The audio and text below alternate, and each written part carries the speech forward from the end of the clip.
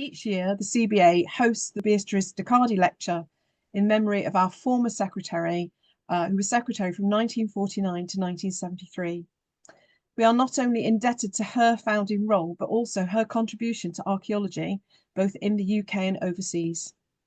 It is with great delight that we are joined today by Dr. Claire Nolan, a postdoctoral researcher at University College Cork, Ireland. Claire specialises in public archaeology, cultural heritage and landscape studies. Her recent research has focused on well-being and archaeology, in particular the therapeutic value of the prehistoric landscapes of Avebury, Stonehenge and the Vale of Pewsey, and their power to create meaning for individuals and communities. We are delighted Claire will be talking to us about her work and how engagement with heritage can facilitate well-being in a variety of ways, particularly through involvement in archaeological excavation. So without further ado, thank you, Claire. I'm going to hand over to you. Thanks, Gail, and thank you all to the CBA team for bringing me here today. It's an honor to give this lecture, I appreciate all the hard work that's gone on, especially for Neil and Claire managing me. So thank you for that. So I'm just going to share my screen, and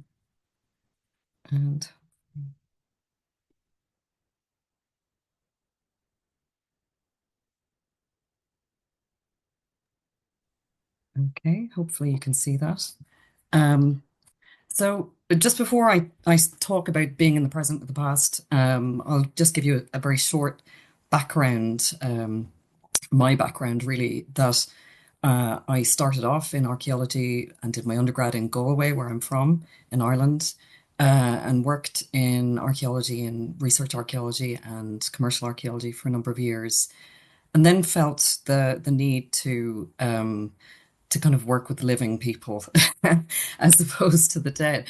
And that drew me into a journey which related to my other passions, you know, the past, but also helping people. So I ended up retraining as a psychotherapist. I went to Middlesex and did an MA in psychotherapy. And then I worked in counselling and community mental health work for many years in London and Devon. All the while still dipping out of archaeology, still doing the odd excavation here and there, still visiting sites and reading about it. And as if there's anyone here who has tried to escape from archaeology, they will know that it's impossible, that it will always drag you back in some form, which is what happened to me. So I ended up integrating the two things that I'm interested in, both archaeology and wellbeing, and did my PhD at Reading with I'm very grateful to the AHRC for the funding for that. And so I will talk, I'll talk generally about heritage and wellbeing to begin with, and then I'll go into a bit more about my PhD research and focus a bit more on the methodology, which I haven't really done before. So if I don't know how much people know about the heritage and wellbeing field, which has emerged over the past 20 years. It kind of started, I think it's fair to say, with the heritage object handling that happened with the Heritage and Hospitals work that started with UCL in London. And over the years, it's just exploded. And many of you are probably, it's probably made most famous by the Operation Nightingale project with Richard Osgood and other colleagues who've been running that for many years now. But also, and excavation is quite prominent in the heritage and wellbeing work that's been undertaken. But it takes many different forms and works with many different groups. As you can see, you've got working with young people here who've been struggling. There's work being carried out with people who are homeless. And then more very excitingly, there's work being carried out in places like North America and Australia with indigenous groups and communities, connecting them to their archaeology and their ancient heritage. And there's been many volumes and reports written on all of this, and drawing it all together and trying to understand what it is about heritage and heritage practice and activities that creates well-being. One of these is the work done by Historic England, where we looked at what are the different processes that facilitate well-being within heritage involvement and archaeology. And there's a lot around, it brings people together, it brings like-minded people together around a common interest. And so through that, people develop social networks and greater self-esteem. It gives people new skills. It gets people out, if you're digging, gets you out physically into the fresh air and gets you doing physical exercise. And also there is a more deeper therapeutic kind of a thing that happens, especially when we're working with the heritage assets themselves and really engaging with those and trying to make meaning from them.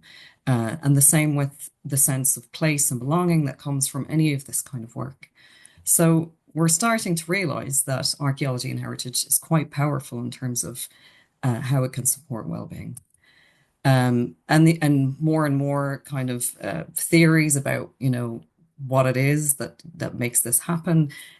Similar here, bringing people together, sense of belonging, and also this idea of connecting directly with the past is quite a prominent one, which I'll talk about and develop more as we go on. And the inclusion as well. Many of these projects, to go back, bring people together from all different walks of life, support people with all sorts of who are living with all sorts of disabilities, and just like the general public. It is so wide reaching and exciting actually to see how it's developing and where it might go next. And then crunching it down a little bit farther, I was really trying to access what is it about heritage itself, the actual assets. When we have that moment of engagement, what is it that happens? So my sense from the work I've done is that it's the connection with time, particularly. The form, the aesthetic, the atmosphere is created by the presence of archaeology and monuments, whether beneath the ground or above it, and then the stories that come from the archaeology, how this influences our sense of identity, place, time, and connection, and then how that makes us think about all of these things, and then that in turn creates well-being. I think the kind of pinnacle and some of the most amazing work that's been carried out in this area is the archaeology on prescription work. And York Archaeology is one example of that, where you go to a GP and they recognize that maybe actually it would be good to refer you for archaeology on prescription to go out and go digging. And the amount of support behind that, you can see here the kind of the aims of the York Archaeology Project. It's about, bringing community, economic, social, environmental well-being to communities. It's about inclusion and diversity, making it available to as many people as possible, and also this, breaking barriers to participation. This is the gold standard, and integrating that work within the community, I think, is such an important thing. But as we can see from all the work that's been talked about during the AGM so far, and the amazing film, which also brought a tear to my eye, is the amount of effort and work and resources that goes into this kind of work, and also on the part of the people participating. It's it can be scary depending on if it's for therapeutic reasons. Maybe you haven't left the house in a while. It's a lot to ask for people to do, and so there's a lot involved from both sides, from the organizers, from participants. And this is just taken from Desi Gradinarova's amazing report on social prescribing. I'm not specifically talking about social archaeology and prescription, but generally community archaeology in general, is that, there's a lot of resources involved. And some of the main challenges are the availability of funding and continued funding. I think many projects encounter that they do some amazing work and then that's the end, and people are disappointed, and it's something that we're continually struggling with. So we need to think about how we manage that. And sometimes people can't access sites for many different reasons. And then staffing issues. There's, especially if it does need therapeutic support, you need link workers from the NHS. But just generally, you need multidisciplinary teams to manage these projects, and that it can be hard to keep that going. So, so my question is, how can we maybe simplify things for ourselves a little bit? Not to that we continue to have these amazing projects, but are there where we can't, for whatever reason, is there a different approach we can take and make it a little bit more self-sufficient? And I'm wondering if mindfulness is the way forward. So I'm sure many of you have come across mindfulness. It's kind of exploded over the last, particularly the last 20 years. Um, Very much made popular by John Kabat-Zinn and mindfulness-based cognitive therapy. And it's kind of a blend, I suppose, of Eastern practices, Eastern meditation, and Western psychology. Um, but there are different schools. You also have Ellen Langer's School of Mindfulness, but they all kind of center around the same thing, which is about paying attention or taking notice on purpose in the present moment. Um, and so much work has been carried out and studies to show that mindfulness can be really good for people's mental health and well-being. And all of these resonate with, I'm sure many of you are aware of the 5 ways to well-being framework that's been developed by the New Economics Foundation. And that is the quote at the bottom is just about taking notice, being curious, looking around and reflecting on how your experiences help you appreciate what matters to you. Um, but I think, and I'm sure you'll all agree, that we're naturally quite mindful in archaeology, whether we're working in archaeology or we're just visiting sites. It involves an immense amount of concentration. You're very much focused on the past in the present moment. So these mindfulness and archaeology are kind of natural bedfellows in a sense.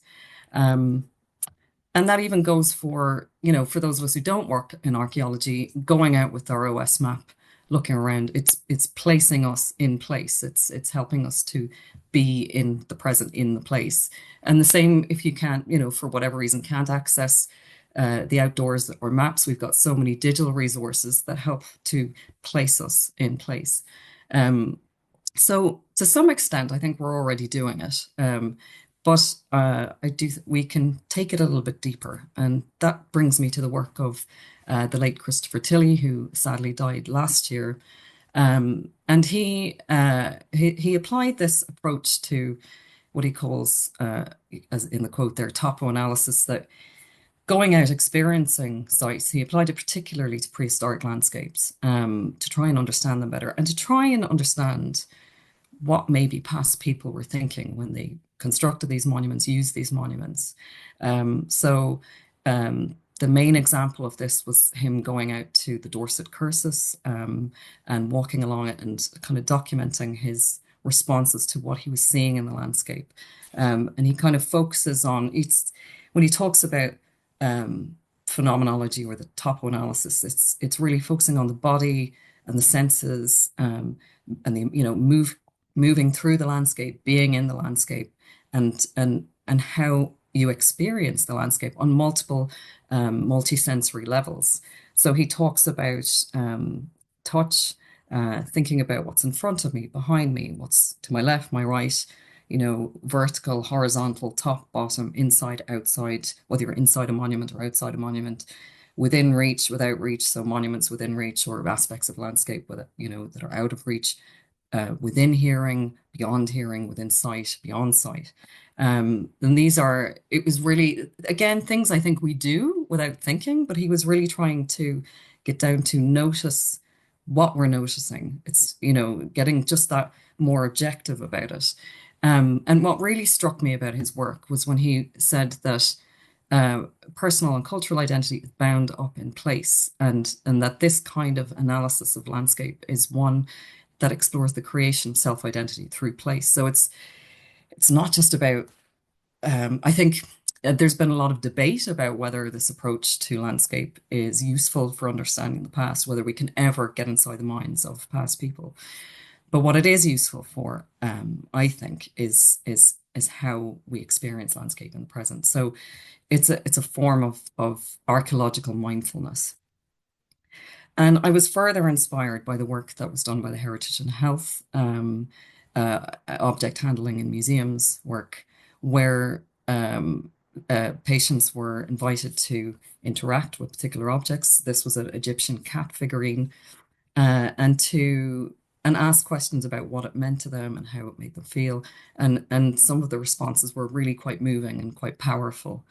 Um, so I took these ideas with me down to Wiltshire. And I know you don't, most of you don't need any introduction to Wiltshire because of Stonehenge. But I looked at the Stonehenge landscape, at the Avebury landscape, which is about 40 kilometers to the north, and the Vale of Pewsey, which lies in between, to explore these ideas with people who live down there and people visiting. So modern focal points, obviously Stonehenge. To the left is Mardenhenge, which is sort of at the center of the Vale of Pewsey, and Avebury Henge there to the right as well. But these are just, you know, monuments in much wider landscapes of monuments. So these are just some from the wider Stonehenge landscape. You've got the Mesolithic excavation there of Blickmead in the middle, and then more monuments from the Avebury landscape. And, you know, you're talking about really the occupation of landscapes going from the Paleolithic period right up until today. A lot of these monuments are more kind of late Neolithic, early Bronze Age. And then the Vale of Pewsey, some early Neolithic monuments actually, and then Iron Age monuments as well. So just to give you a sense of what people are looking at when they're wandering around or driving through the landscape. So I worked with, as I said, residents in the area, people who lived in and around these monuments.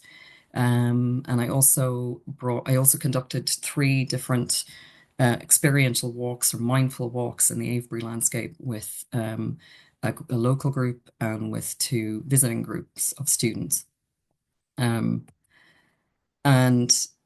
this was where I was trying to really, I think sometimes it's difficult for us in heritage-based well-being studies to understand what it is what is the connection between the archaeology and the well-being. Is it the well-being they're getting from being together with other people excavating, the physical well-being, being outdoors, or is there something else that's happening that's coming directly from the relationship with the archaeology itself?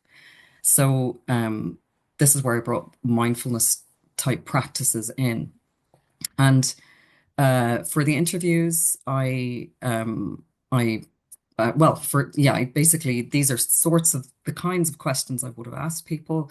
Maybe not all of those, but just that type of approach, sort of bringing the Christopher Tilley approach in.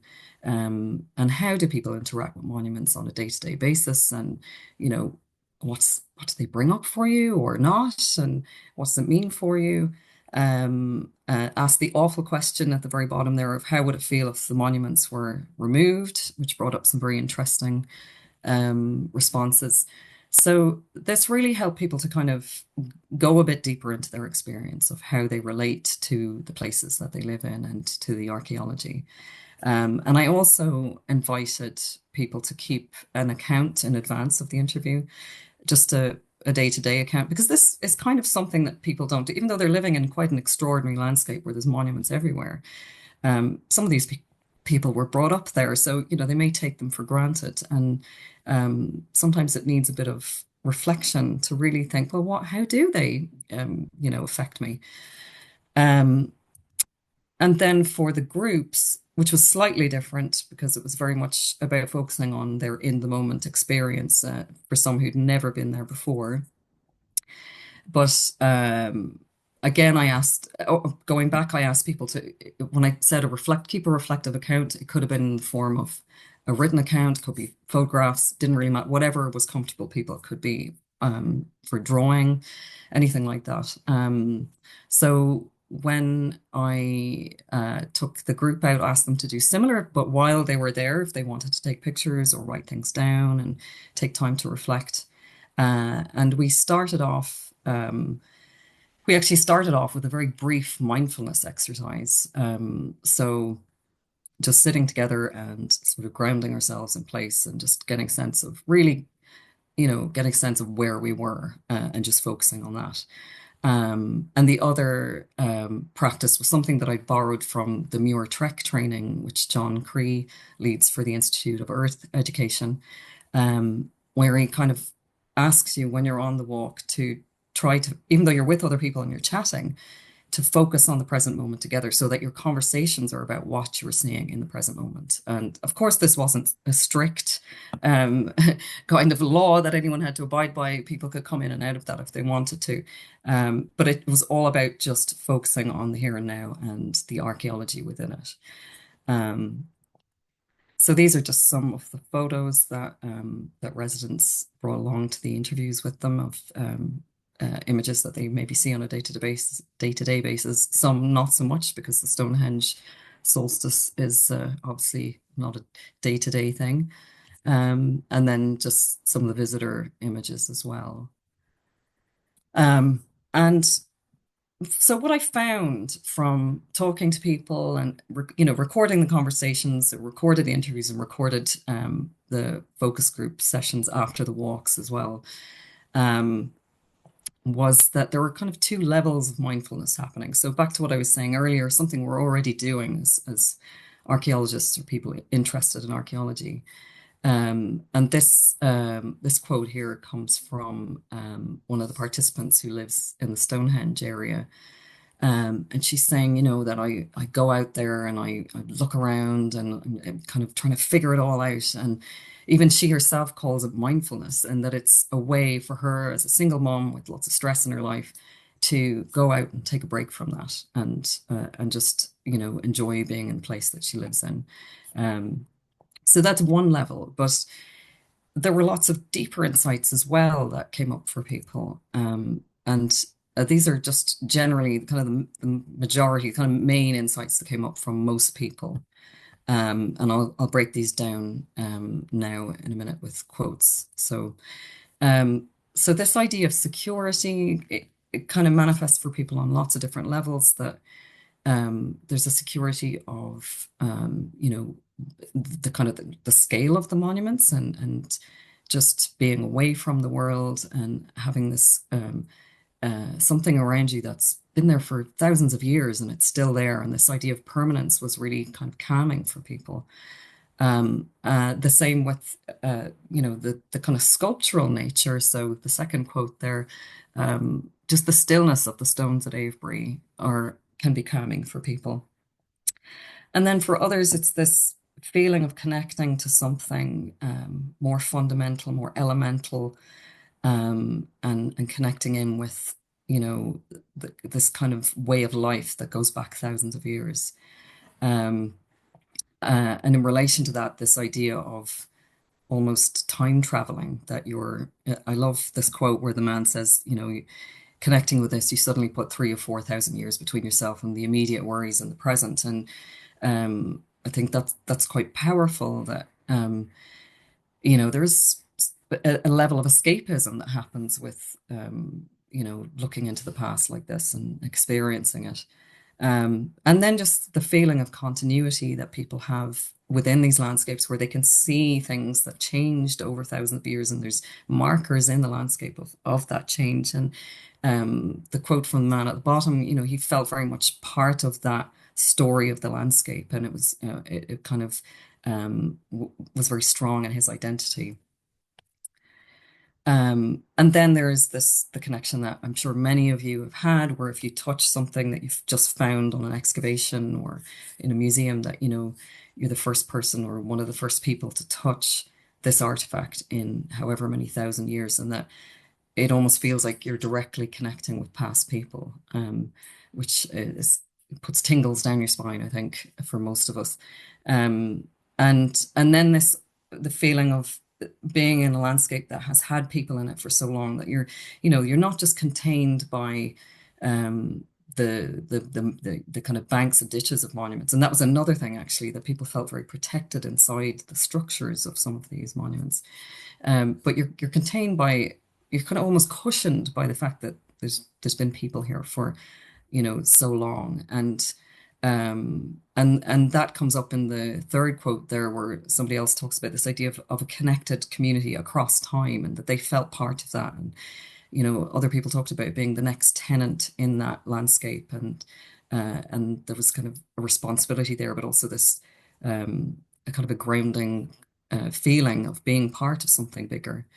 Um, and then again, being part of something bigger from places like, particularly places like Stonehenge, where there is an astronomical alignment, and that you're feeling connected not just to landscape and the seasons, but you're also connected to the cosmos in a way. And for other people, it was this feeling that actually some of these places are almost like churches for them, to connect with whatever it is they believe in.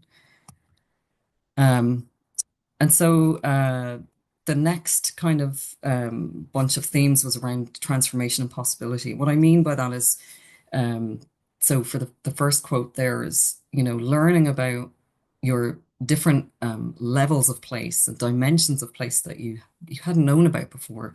And that particularly happens when there's an excavation going on in your local area, that there's this story about the place that you live in that you didn't know anything about, and suddenly it sort of renews the place that you live in, makes it a bit more exciting and magical and enchanted. And then the idea of possibility in terms of pilgrimage, or and this is the West Kennet Avenue in the Avebury landscape, and we walked down this avenue from Avebury to the Sanctuary, another monument, with the group, and some people commented on this feeling of pilgrimage that they got from walking through the stones, and that there was a heightenedness there. But for many people, I think the overwhelming, the most common thing that came up under these themes was about going to these places to think about things, to think about life issues, problems. People would go there if something was bothering them, and would find that they come away with a solution, or they just feel better. And for many people, people would go there when they had bereavements and things like that, and it was a kind of an anchor. It was a way to manage the bereavement and the difficult feelings around that. And then this other, continuing the same kind of idea of possibility, that um, uh, the temporality, that the age of these monuments helps people to reflect on where they are in time and their time of life, and but in positive ways, that actually I'm just a drop in the ocean, and really, as this man says, he's saying it's very small in the scheme of things, and really I should just probably not worry about that silly thing that happened. Um, and for others it was, well, we're only here for a short time. We might as well get on with it and make the most out of it. So it was these positive kind of realizations that were stimulated by the archaeology. So just talking to people about why they, how did they find the exercise? How did they find using this mindful approach? And for a lot of people, they were saying, well, yeah, I haven't really done this before. Obviously, I live here and I think about these things, but not really in that kind of way. And it was really useful. Um, and then I'm sorry, the second quote's a bit all over the place, but um, that people were kind of seeing things in new ways within their landscapes from using this approach. And people got insights that they hadn't expected to have. They thought, oh, it'll just be a walk, and actually they got a lot from it. Others found that the mindful exercises really useful to get into place a bit more, and and then for others it was an opportunity to go inwards and really explore, how does this affect me? And then I really loved the quote from the last quote, if you can see it, from a lady who lives in the Stonehenge landscape, and she was saying that actually it really helped her to just remind her, or to even see even more how much of a lovely, amazing place she lives in, and how much she wants to take care of it. So there's mileage in this. I mean, this was really a pilot, I guess, but it's something that could be developed and maybe formalized a bit more. And possibly we could use it, you can use it as an individual, you can use it within a group of friends on a hike, or in a more formal organizational group. But there is a caveat that, of course, not all heritage is fluffy and lovely and amazing. And even if it's the local place that you live in, you might have negative memories attached to certain parts of your locale. And that's something that we need to be very careful about. Personally, if we decide to go out and keep a diary and of how we're interacting with the place that we live in. And especially if we've had any trauma in our lives, which most of us have had, to be very careful and to decide how far you want to go with it. And that's the beauty of this. I didn't prescribe this to anyone. They could take it as much or as little. And in some cases, some people didn't engage with the mindfulness kind of exercise or thought process at all, and just, talked about how they connect to their landscape generally. So I think you can go as deep or as shallow as you want, but you have to be very careful about that. And if you're an organization running a group, you obviously have to really think about that even more. And if you're a group, so I think if you're an individual, maybe, if you're not, if you feel resilient enough to do it, but maybe you could do it with a friend or peers, a peer group, that can be a way to do it as well, that you support each other. There are different ways to do it, but I think just being armed with that awareness prior to engaging it is really important. And especially going back to organizations again, this is why we have the wonderful work that was done by many colleagues in the field of heritage and wellbeing studies, but most notably Paul Everill and Karen Burnell, amongst others, where they created a set of guidelines for different scenarios within heritage and wellbeing work. And this is all informed by people with lived experience of trauma and mental health issues and physical disability, that we really make sure to integrate this in the work that we carry out, because you never know when someone will be triggered by something, and it could happen to any of us, really. So, and this goes for any kind of work that we do in the heritage and wellbeing field. So I know I'm going on a lot about this, but I cannot emphasize it enough. And it's something that I'm taking quite seriously, that I've done mindfulness training in the past myself, and run mindfulness groups with people. And there have been times when trauma has come up for somebody. And actually now years have moved on and we have trauma sensitive mindfulness. So this is something that I'm looking at training in myself, just to be more armed to, support people better in this work.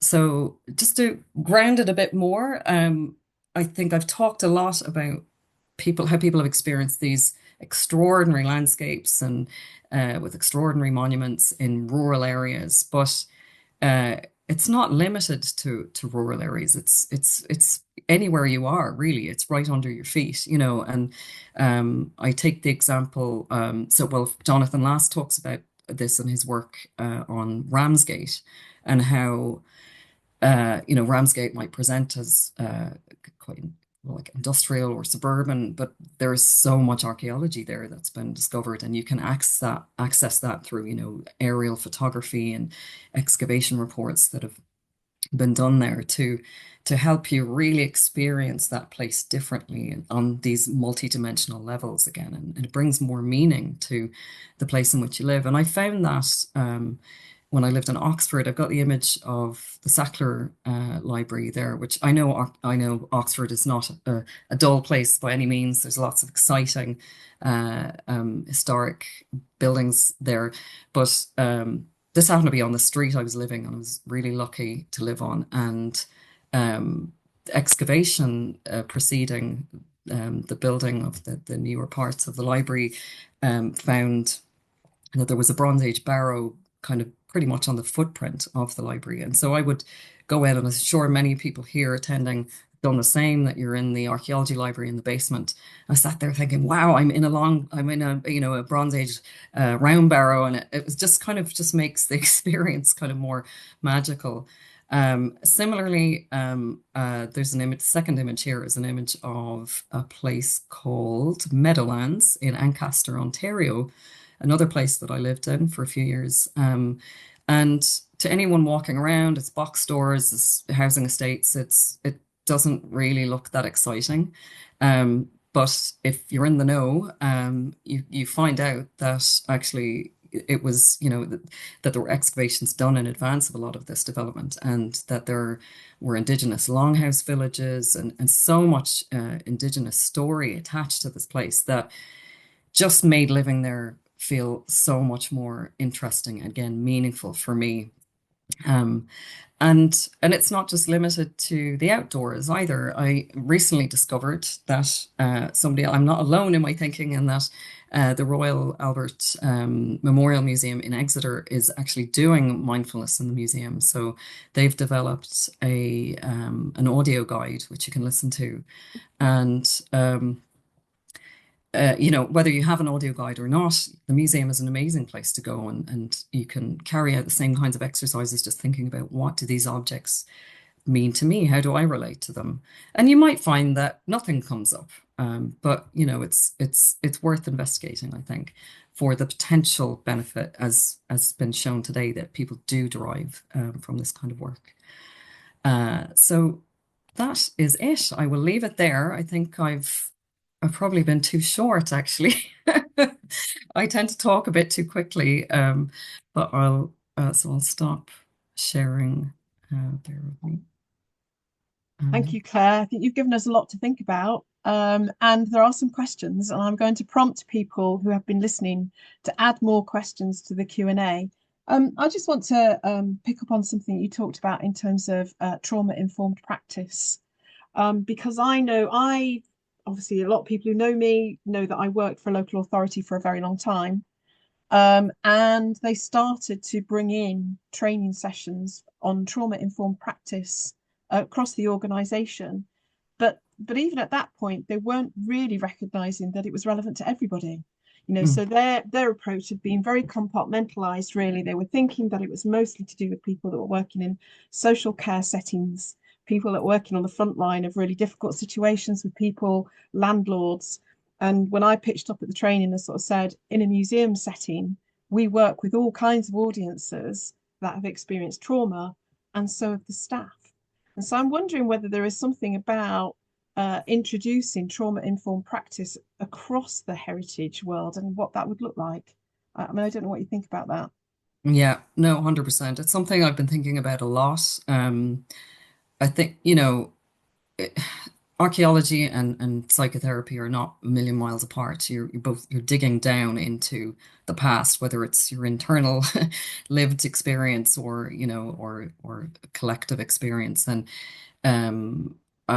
you just don't know what's going to come up for people. And it could be, I mean, some people say, you think that actually if you're dealing with a prehistoric monument, oh, it's so removed from me, it doesn't matter. But actually, you find child burials, you find all sorts of things that can bring things up for anybody. And yeah, I think it's something that we really need to, and there's a lot of work going on out there. People like Gabor Mate, and that they're looking at collective trauma, is something that I think we're going to need to deal with more and more now anyway, considering the way the world is right now. And also, yeah, like you say, there are particular groups like that have experienced trauma very recently, and they're especially vulnerable. But yeah, we're all vulnerable, and really, and I absolutely think we need to have a conversation and maybe think about how we roll that out across the board a bit more. Okay. So we've got some questions in the Q&A. Shall I read them out for you and then you can respond? Is that Okay, okay? yeah, that'd be great. So Thank you. Sarah is asking, what about the role of psychokinesis in the handling of objects for well-being and accessing time? Oh, gosh, I don't even know what psychokinesis is. Um, is it kind of like archaeometry, kind of how you experience? I think this on a deeper psychic kind of level, or I'm not sure, but yeah, Maybe we could ask Sarah to write more into the chat about where she's going to with that question, and then okay. we'll come back to it. So let's go on to Clem Cooper. Fascinating research. Thank you for sharing, Claire.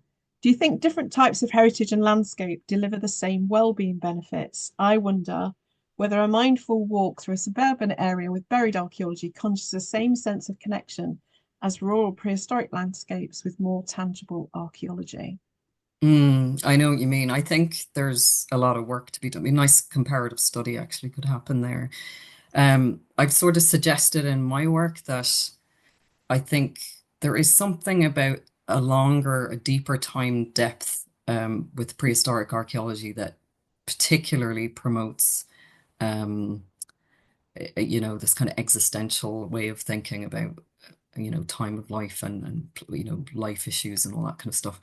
But I have heard it come up in more recent heritage as well. And so I think I think an urban landscape can be as powerful. Actually, somebody whose work I love is Kenny Brophy's work, where um, he's still working with, yeah, I suppose he's still working with prehistoric archaeology, but it's within a suburban landscape, and it brings so much meaning to the people who live there. Um, but I think for any of us, I think I don't know if I included, I had a slide earlier.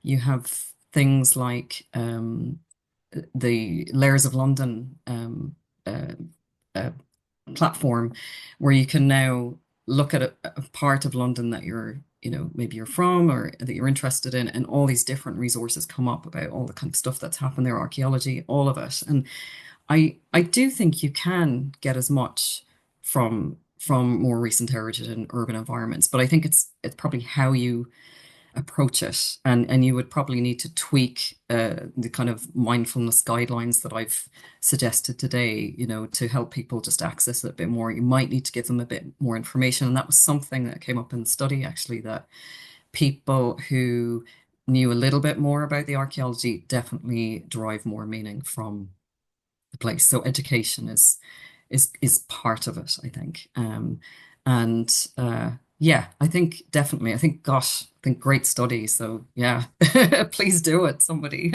Yeah, one thing that when I saw that question that came in from Clem, I often talk about walking through the streets of Bristol or in my local area with a different mind because I know about the history of that place. And so I'm imagining myself and thinking about, I talk about walking with ghosts actually, or walking with ghost landscapes. And it doesn't have to be a prehistoric landscape, it could be any landscape, but that does depend on some prior knowledge about what might have been there or what could have been there. Mm. And I think potentially what you were saying about maybe it's that prehistoric landscapes are more obvious, and that lends itself to being able to do this kind of mindfulness thing without necessarily having lots of training or knowledge about what was there before. Yeah, But definitely. definitely, I'm going to take my new notebook that I've been given out now and start writing down my reflections about what I see. Anyway, Oh, going to move on to the next question. Oh, Sarah has said, I think she said that she meant psychometry. When people get psychic yeah. information from touching objects, basically, I'm talking about heritage experience being able to go deeper and create more access.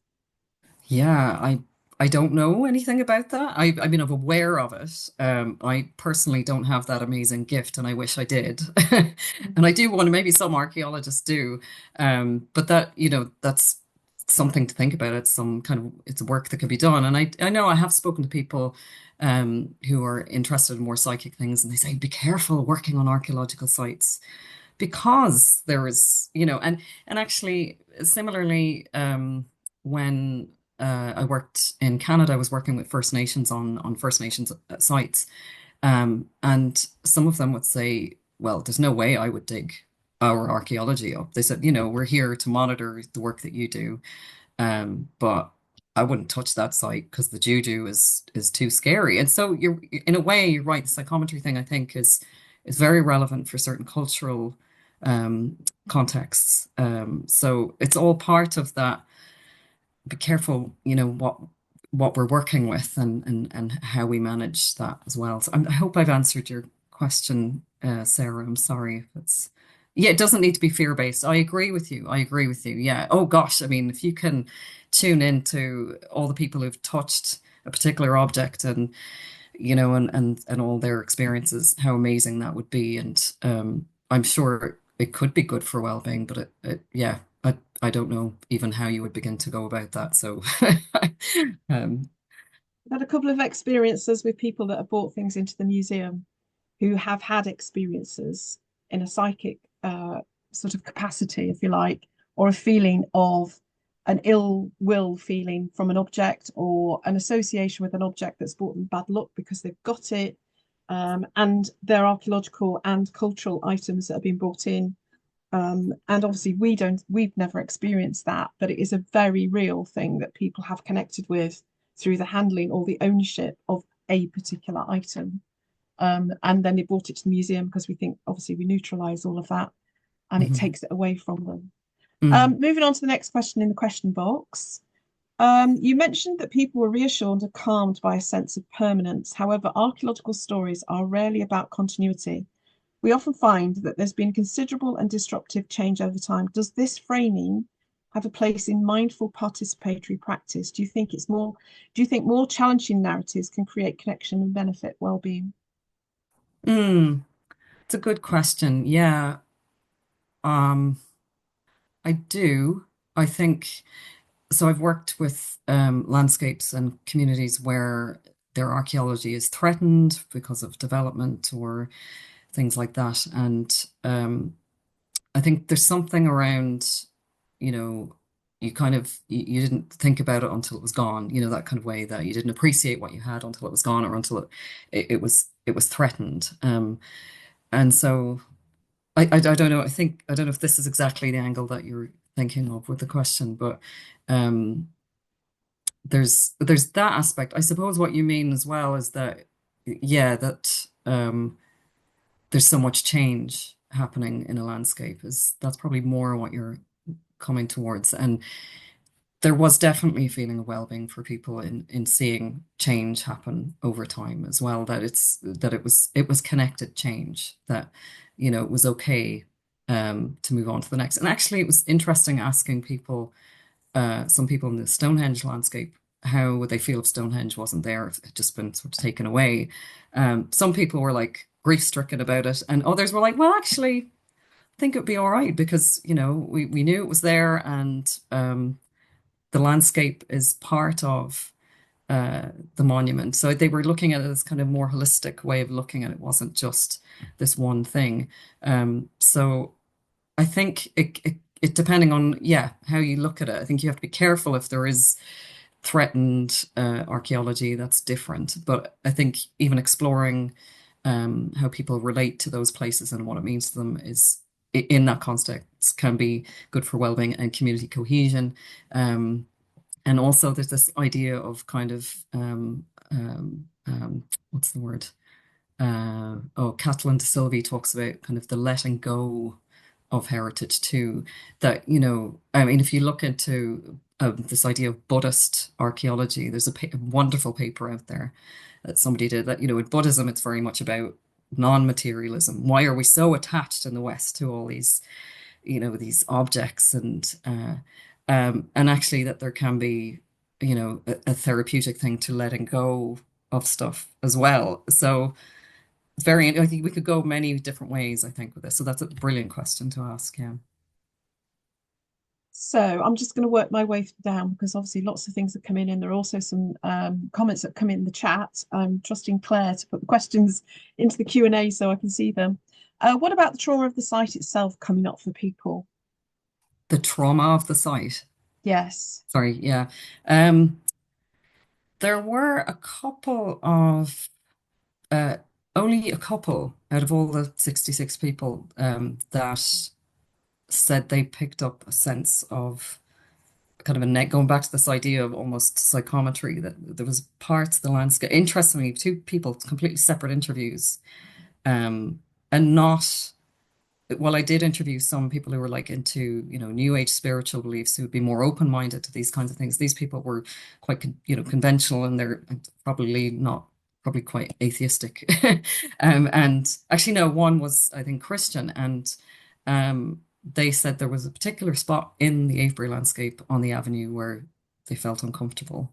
Um, and then one other woman said that the stone in the center of Woodhenge, which happens to, and I'm not sure she was aware of this, happens to lie to mark child burial. She did not like that stone and wouldn't let her children near it. And so, but in terms of like kind of overt archaeological narratives, nobody really kind of talked about that and how it affected them. So I think you would have to go a bit deeper. And again, I think that needs, more education. People would have to have the knowledge around the archaeological narratives of these places as well. Yeah. Is there a way to network into mindful archaeology, or are organisations and individuals working in islands? So, are there groups of people that are talking about this? Is there one particular forum? I think that's what the questioner is getting at. I think mostly islands. Yeah, I don't know, other than seeing it like explicitly set out like mindfulness in the museum, which I only discovered recently. I knew nothing about anyone else doing it like that. So yeah, it's something we can probably brand a little bit and start to develop. And but clearly there's mindful practice going on within different groups, and I know that people can bring, whether they focus it on the artifacts or not, they may just do mindful exercises within a historic place or museum. But all of it comes under the same umbrella. So that's brilliant. Again, brilliant question. That it's an action for us, really, I think. So we've got quite a few people asking for the slide that shows the references at the end of your talk to be reshown. But I think Claire has responded in the chat that we'll find a way of sharing those references rather than putting them on the stream straight away while we're doing the Q&A. But people do want those references, No problem. Yeah. and references on trauma-informed practice that you could share. So this one is: having 17 years of experience working in mental health team and coming to archaeology in later life, I don't think we can underestimate the therapeutic value of repetitive activities such as trial work, finds processing, or field walking.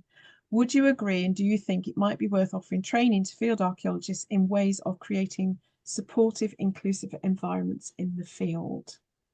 Oh, 100%. I mean, I think so much can come up for people while they're excavating. Even if you're working in commercial archaeology, it can be difficult. Um, and yeah, I think on the one level, I think the archaeological practice is so, I find it very therapeutic to be able to just kind of go into a zone, and it is very methodical, yeah, there's something wonderful about that.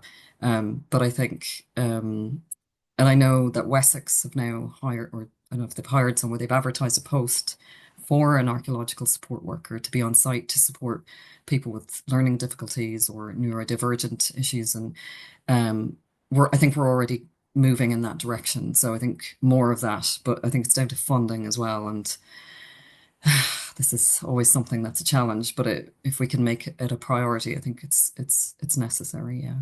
Well, if you think about, I shared a slide from the evaluation from young archaeologists, and the percentage of participants who are on the autistic spectrum Mm. disorder range is very high. And we find that in museums as well. And definitely, we've done handling on prescription as a kind of archaeology on prescription for people. And I think it's exactly the same thing in terms of the field. Mm. So Mary says, do you have any reflections on how we can make even more people aware of well-being that can be derived from heritage in the ways you've highlighted? You made the point about the need for ongoing support for initiatives, but for instance, how can the wider public walking around a city like York be encouraged to reflect, to be mindful in the ways that you have described? Mm.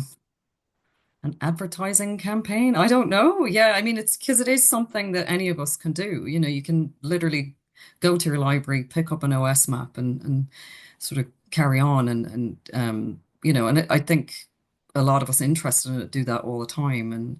And so, how do we promote that? I'm not a marketing person, so I'm useless at that kind of thing.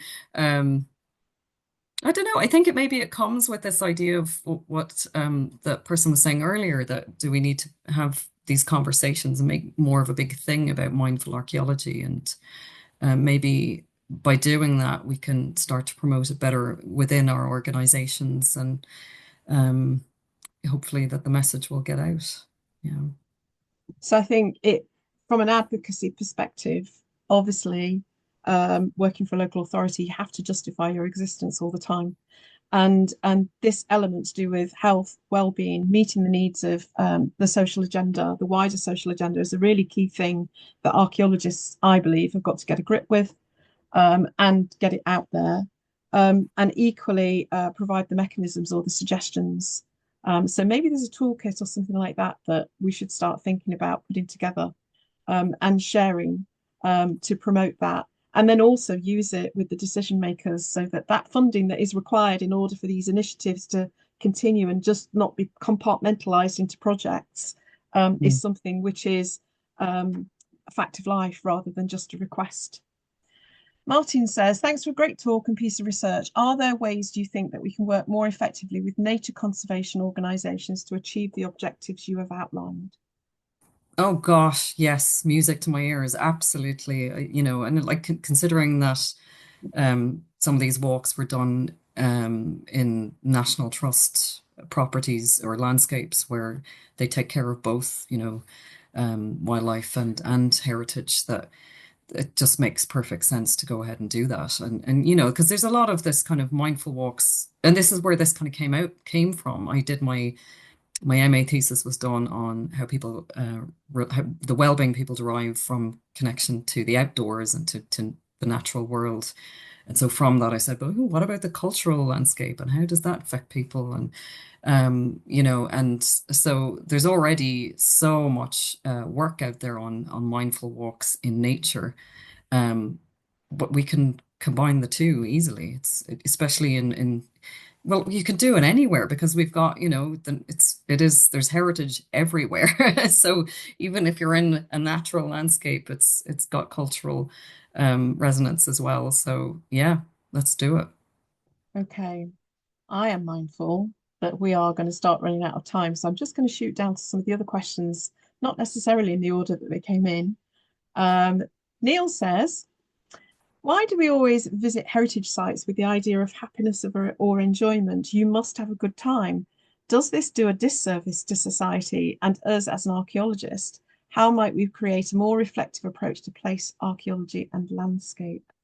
It's a brilliant question. Yeah, because I think, in one way, we can be afraid of the trauma and we need to manage that could arise from things. But also, there's a lot to be said.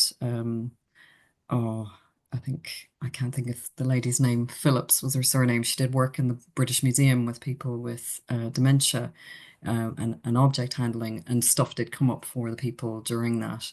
But she said, with the right support, we can you can work through trauma as well. Not always, it's not always appropriate, but there are certain narratives that maybe it's useful for us to think about, that maybe aren't so nice, and that's something that is ongoing in mindful tourism. It's been applied to the natural world to help people think about how they interact with their environment, and puts responsibility back on them to think about, actually, how can I look after the environment in my own life after I leave this tourism site. And we could think the same about some of the heritage narratives that we promote as well. And I think we're already doing that, especially with the National Trust when it comes to the slavery connection to some of the properties. So I think we're slowly going in there, but yeah, the tendency is to want to go, yay, it's so fun and lovely, and there's a brilliant quote from Aubrey Burrell about, I think he's talking about, I can't remember which site he's talking about, but again, back to a stone circle in a beautiful place.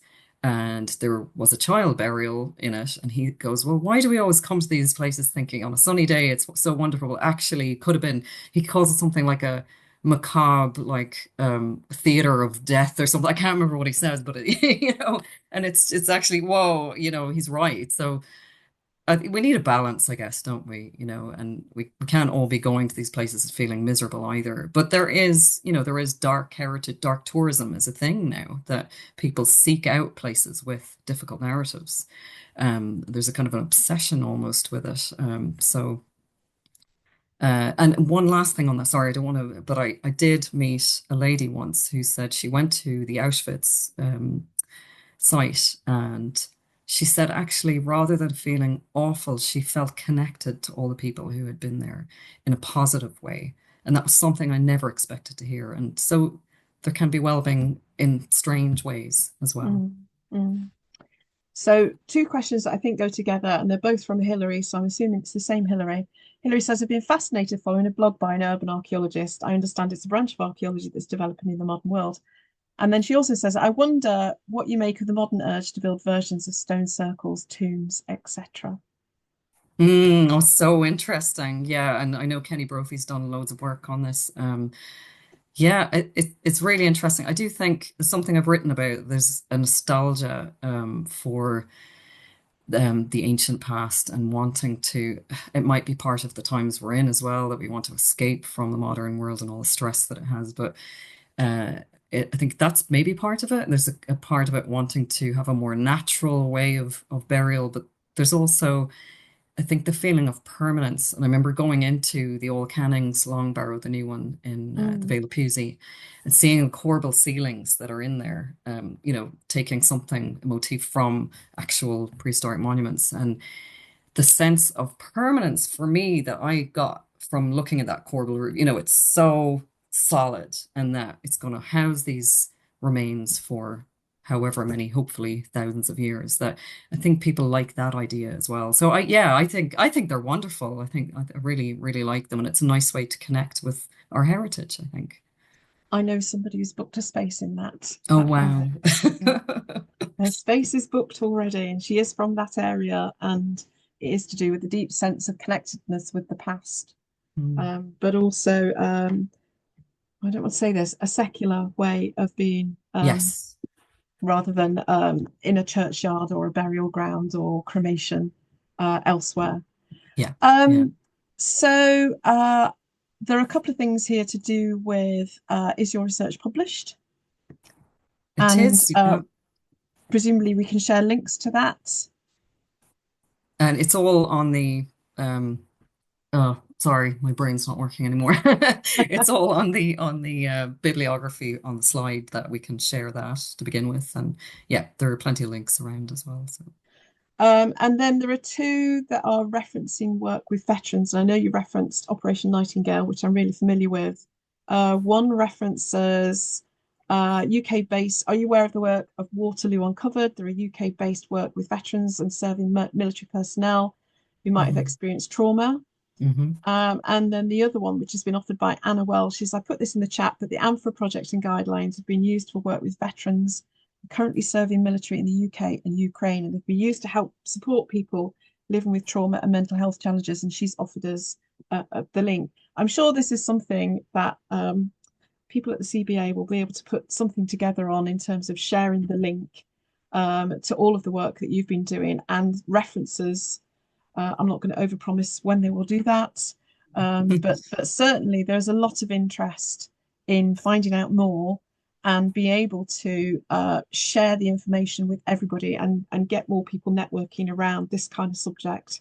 hmm So I am going to draw. I know you've been asked, you've answered a lot of questions, and I think there are an awful lot of other questions in people's minds that will come out of this as well. So at the moment, what I'm going to do is say thank you on behalf of CBA for delivering our Beatrice deCardi lecture today.